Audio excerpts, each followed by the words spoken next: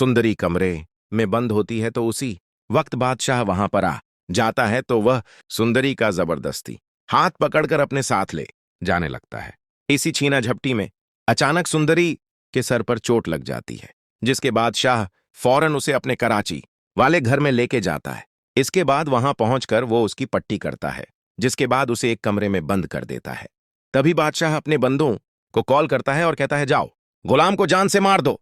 लेकिन सुंदरी की खौफनाक बातें सुन लेती है और रोते हुए बादशाह के पास आकर उससे कहती है, बादशाह तुम गुलाम को मत मरोड़ो। लेकिन बादशाह उसके पास आता है और कहता है, अगर तुमने गुलाम की जान बचवानी है तो आज ही तुमने मेरे साथ निकाह करना होगा।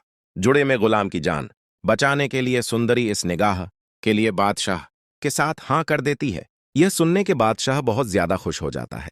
तभी वो जानदार को कॉल करता है और कहता है, आज ही मैं सुंदरी से निकाह करूंगा, आप लोग मेरे कराची वाले घर में आ जाए।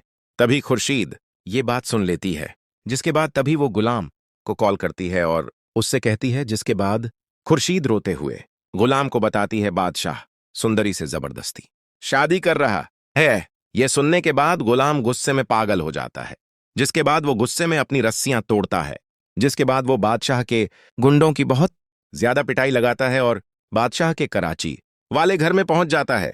जिसके बाद वहां पहुंचता है तो गुलाम बादशाह के सर पर अचानक अपनी गन तान देता है, लेकिन बादशाह भी फौरन अपनी गन निकालकर गुलाम पे गोली चलाने वाला होता है। लेकिन सुंदरी बीच में आ जाती है और कहती है, बादशाह गोली मत चलाना। इसके बाद वो गुलाम से कहती है, गुलाम अगर तुम मुझसे सच्ची मोहब्बत करते हो तो यहां से चला आओ, नहीं तो बादशाह तुम्हारी जान ले लेगा। जिसके बाद अगले दिन बादशाह सुंदरी को लेकर अपनी सुंदर हवेली में पहुंच जाता है। इसके बाद वहां पहुंचकर वो जानदार से कहता है, आज ही मैं सुंदरी से निकाह करूंगा। जिसके बाद वो खुशी से कहकर सुंदरी को निकाह के लिए तैयार करवाता है, फिर खुद ही मौलवी साहब को लेने जाता है।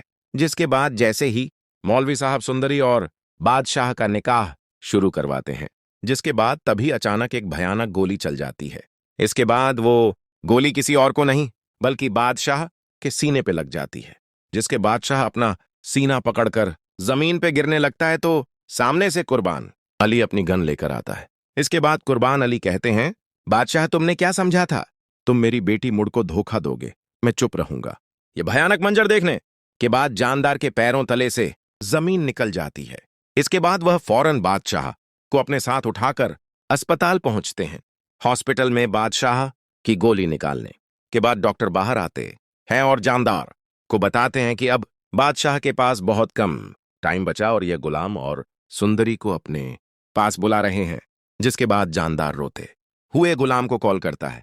जब गुलाम और सुंदरी अस्पताल में भागते हुए आते हैं, इसके बाद वो दोनों बादशाह के कमरे में जाते हैं तो बादशाह गुलाम और सुंदरी का हाथ पकड़ते हुए उनसे कहता है, गुलाम मुझे माफ कर दें, मैंने तुम्हारे साथ बहुत गलत किया है, अब तुम दोनों शादी कर लेना, अब मेरा आखिरी टाइम चल रहा है। ये कहते कहते बादशाह की। जिसके बाद डॉक्टर जल्दी में आकर बादशाह को चेक करते हैं और बाहर आकर बताते हैं, बादशाह इज डेथ। अपने बेटे की मौत की खबर सुनने के बाद जानदार के होश उड़ जाते हैं। जिसके बाद अगले ही दिन जानदार रोते हुए बादशाह का नमाज जनाजा पढ़ाया जाता है। जिसके बाद गुलाम और जानदार बादशाह की तस्लीम कर देते हैं। इसके बाद कुछ टाइम बीतता है तो खुशी गुलाम के पास आती है और उससे कहती है, गुलाम बेटा अब तुम सुंदरी से शादी कर लो, क्योंकि यही बादशाह की आखिरी ख्वाहिश थी। इसके बाद खुशी खुशी गुलाम और सुंदरी की शादी हो जाती है। तो दोस्तों यहां पर यह सबसे बड़ा सवाल पैदा होता है कि बादशाह ने अपने आखिरी टाइम में कि गुलाम और सुंदरी का हाथ एक दूसरे के हाथ में देकर सही फैसला किया? तो क्या इस ड्रामे में लास्ट में बादशाह की मौत हो जानी चाहिए थी या नहीं? आप सुंदरी को गुलाम के साथ देखना चाहते थे कि या फिर बादशाह के साथ? दोस्तों इसके बारे में आपकी जो भी राय हो कमेंट सेक्शन में लाजमी बताइएगा। दोस्तों याद रहे ये हमारी प्रेडिक्शन है जो कि एंटरटेनमेंट और एजुकेशन पर्पस के लिए बनाई गई